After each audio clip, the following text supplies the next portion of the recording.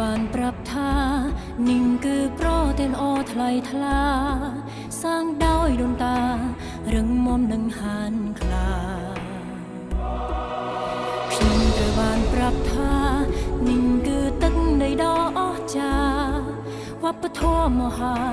ពេញដោយអត់កំបាអ្វីៗទីនេះមិនបាត់បង់ព្រៃភ្នំដ៏ធំក្រាស់ក្រៃ